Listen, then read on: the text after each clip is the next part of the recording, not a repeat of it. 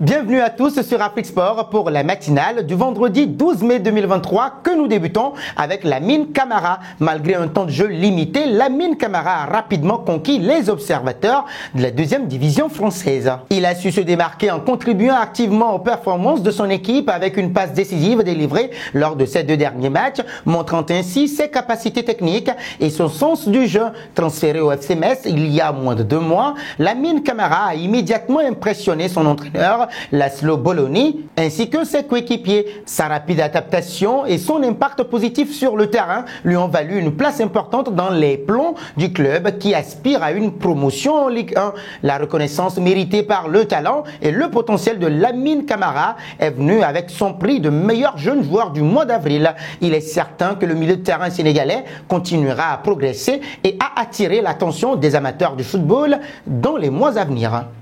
Un pas auprès d'Achraf Hakimi. L'agitation médiatique autour d'Achraf Hakimi ne devrait pas redescendre de sitôt. Mis en examen pour viol en mars dernier, le Marocain voit son nom apparaître sur la toile médiatique espagnole cette semaine. Au cours de l'émission Es Mediodia diffusée par Telecinco, la journaliste Alexia Rivas affirme que le latéral droit du Paris Saint-Germain a passé sa soirée dans une boîte de nuit réputée à Madrid samedi dernier. Le joueur parisien était accompagné de plusieurs de ses amis pour l'occasion et disposait d'une sécurité privée alors que personne ne pouvait s'approcher de l'espace réservé sans autorisation. En fin de soirée, Achraf Hakimi aurait reçu la visite de 6 ou 7 femmes. Ces dernières passaient la soirée dans l'espace collé au sien. Aucune autre précision n'est apportée à ce sujet. La présence de l'ex-femme de Dani Alves, Juana Sanz, a été évoquée avant d'être aussitôt démentie. Le mannequin était au concert de Lola Indingo d'après des échos contraires. Pour rappel, le numéro 2 du Paris Saint-Germain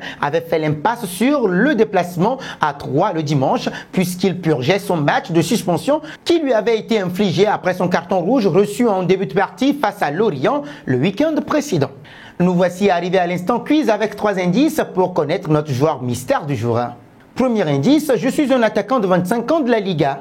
Deuxième indice, j'ai déjà joué pour Malaga et Leganés. Troisième indice, saut de 2,78 mètres. Qui suis-je? Vos réponses sont attendues en commentaire. Nos félicitations à tous ceux qui ont répondu Edin Dzeko lors de la dernière matinale. C'était le joueur à trouver puisqu'il est un attaquant de 37 ans qui joue en Italie depuis 2016. Il a été chez les Sky Blues de Manchester City depuis 5 ans.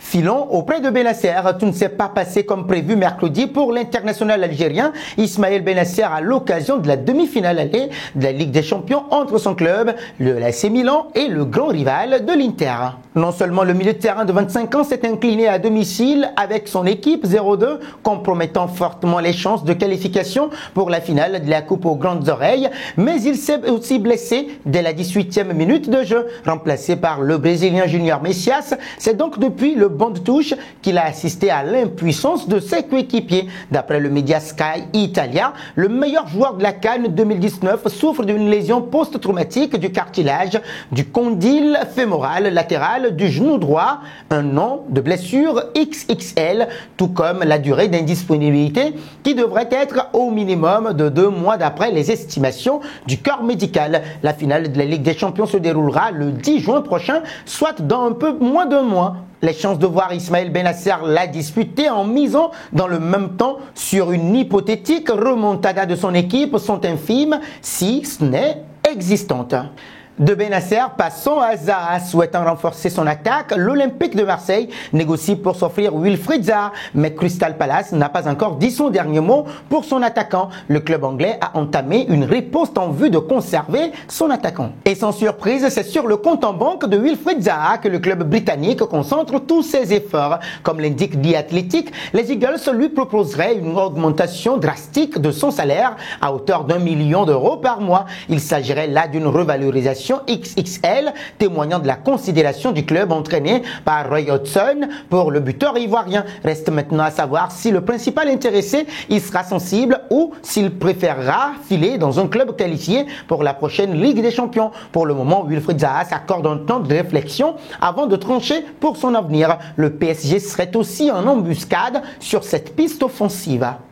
Partons au PSG. Le Paris Saint-Germain a connu des semaines agitées avec la suspension de Lionel Messi après son voyage polémique non autorisé en Arabie Saoudite. Le club de la capitale a décidé de suspendre son joueur pour 2 semaines, mais a finalement réduit la suspension à 1 semaine après que Messi se soit excusé publiquement sur Instagram. Selon RMC Sport, ces excuses étaient prévues et faisaient partie d'un pacte secret entre le clan du joueur et le club. Le PSG avait envoyé une convocation pour un entretien préalable à un licenciement à Messi après son voyage en Arabie Saoudite. Cependant, le clan du joueur a voulu rapidement faire sauter cette suspension, sachant que le joueur était difficilement défendable d'un point de vue juridique.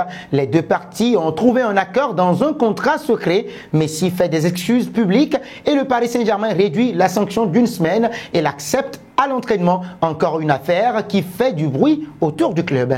Terminons au Real Madrid. Le club de la capitale espagnole va se renforcer cet été dans tous les secteurs de jeu possibles. Et Florentino Pérez sait déjà ce qu'il faut faire à son effectif. La mission cet été pour le Real Madrid est beaucoup plus axée sur le recrutement d'un numéro 9 pour remplacer Karim Benzema, mais également enrôler un milieu de terrain pour préparer l'après Modric et Kroos.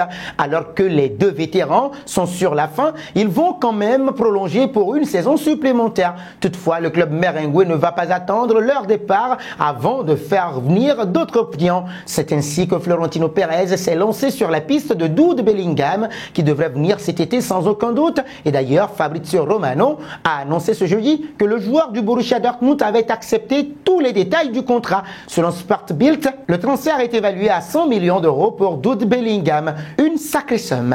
Et nous arrivons au terme de cette matinale que nous bouclons avec la question du jour. Qui sont les 2 autres milieux de terrain qui doivent être titulaires avec Jude Bellingham au Real Madrid? Vos réponses sont attendues en commentaire. Mais en attendant, n'hésitez surtout pas de vous abonner sur Afrique-Sport et d'actionner la cloche de notification pour ne rien manquer du football continental et international.